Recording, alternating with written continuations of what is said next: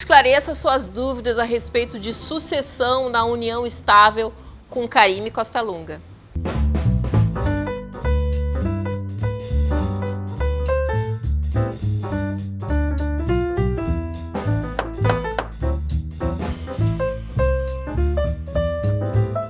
Bom dia, senhoras e senhores. Meu nome é Karime Costa Lunga e estou novamente aqui no Sinta-se Bem, falando sobre direito de família.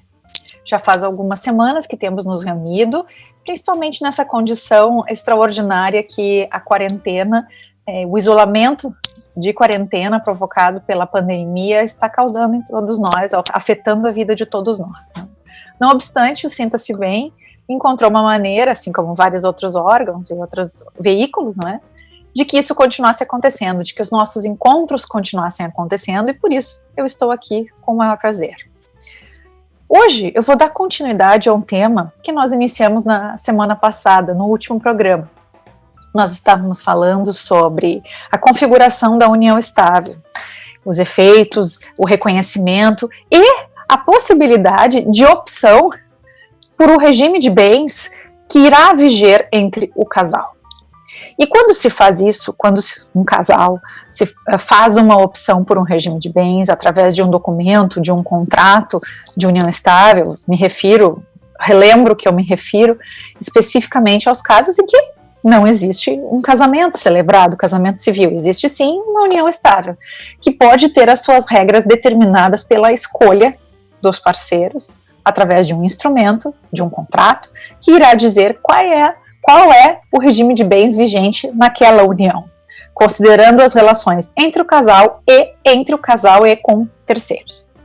Ocorre que, quando se opta por este regime de bens, ou muitas vezes quando não se faz a opção, porque no momento em que não existe a opção pelas partes, o legislador diz que o regime vigente será o regime da comunhão parcial de bens. Então, quando já se tem um regime vigendo na união, um regime de bens determinando como vão ocorrer as relações patrimoniais, não é? Como vão se dar essas relações patrimoniais, surge uma grande pergunta: mas em que circunstância se vai ver a manifestação desses regimes, os efeitos que dele automaticamente emanam, não é? Dele o regime de bens, né? Em duas circunstâncias especificamente, não é? Primeiro, tanto durante a relação, quanto no seu desfazimento, no final dessa relação. E aí sim, as duas oportunidades, quando eu falo de final da relação, as duas situações em que vamos ver a maior manifestação dos efeitos dos regimes de bens, que serão, no caso de dissolução dessa união estável, a vulgar separação, não é? O fim da relação, não é? Por separação, e a eventualidade seguinte seria no fim da relação por força de morte. E aí nós chegamos no nosso assunto de hoje, que é o direito sucessório originado na união estável. Estamos falando especificamente daquele direito que pode ser de herança, pode ser apenas como meeiro do companheiro na constituição daquela sociedade, vai depender muito dos regimes de bens. Ocorre que antes de que se possa escolher o regime de bens, precisamos saber e informar os nossos clientes qual a posição de um companheiro sobrevivente no caso de união estável e o desfazimento dela por força de morte. O Código Civil hoje vigente, que nós durante muito tempo o chamamos de Código Novo Código Civil, hoje já não pode mais carregar tanto essa pecha, porque ele entrou em vigor em 2003. Então, estamos falando de 18 anos, eu digo 18 porque ele foi promulgado em 2002 e depois entrou em vigor em 2013. Este que era o novo Código Civil, fruto de muitas discussões no Senado, na Câmara, e entre diversos grupos de juristas, e passou por diversas discussões a respeito da matéria que trazia efetivamente.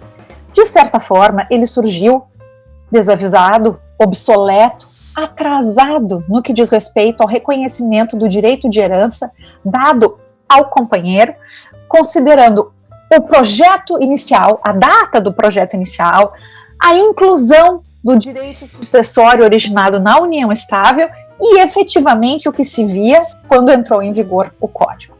O que eu estou dizendo é que, em 1988, a Constituição Federal reconheceu efetivamente a existência de união estável, uma união estável como uma sociedade da qual pudessem emanar os efeitos jurídicos com o reconhecimento de família.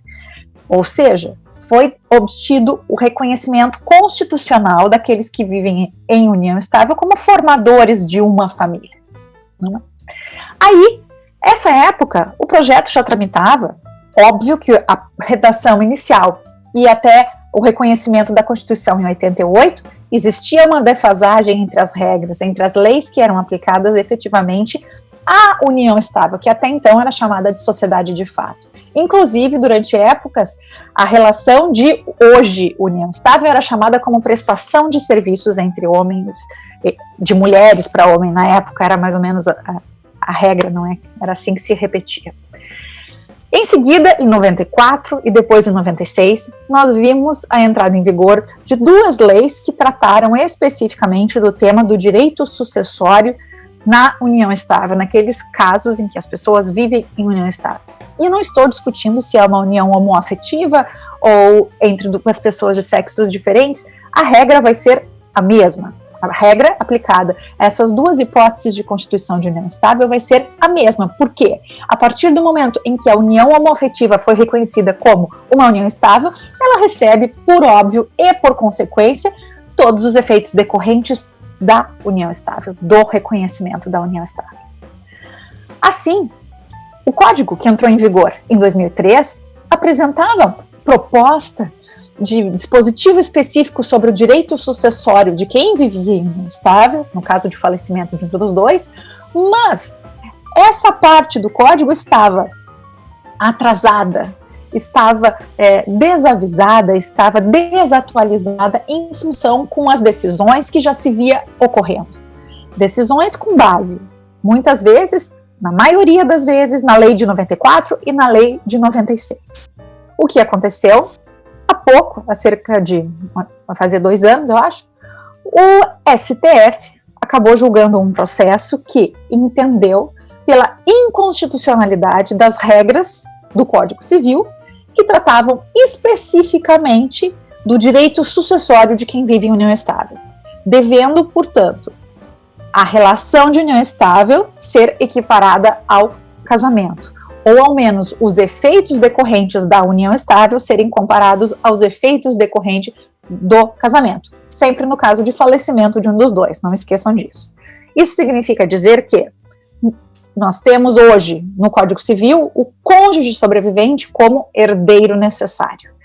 O companheiro sobrevivente, muito embora ainda não seja reconhecido claramente em todas as leis, na literalidade, ainda não seja reconhecido como herdeiro necessário, a ele, através do julgamento desta ação no STF, foi estendido o direito equiparado a quem vive um casamento.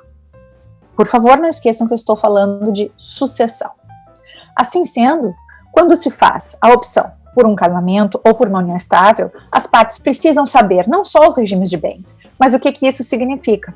E que muitas vezes, quando escolhemos esses efeitos pecuniários, essas comunicações patrimoniais, precisamos saber também que isso poderá ocorrer no caso de separação ou também no caso de morte.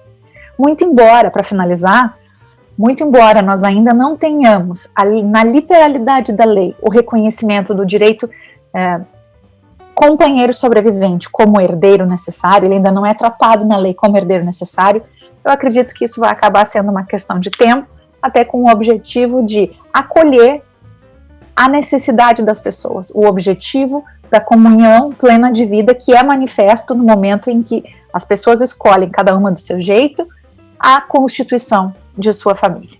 E nós, operários do direito de família, estaremos à espreita, aprendendo a lidar com todos esses fatos, essas alterações e a indispensável atenção do legislador, do julgador, não é? a fato que se transforma em norma. Muito obrigada pela sua companhia, mais uma vez, estaremos juntos na semana que vem, ou se não for eu, a Sala vai estar com os senhores, com certeza. Obrigada e um bom domingo.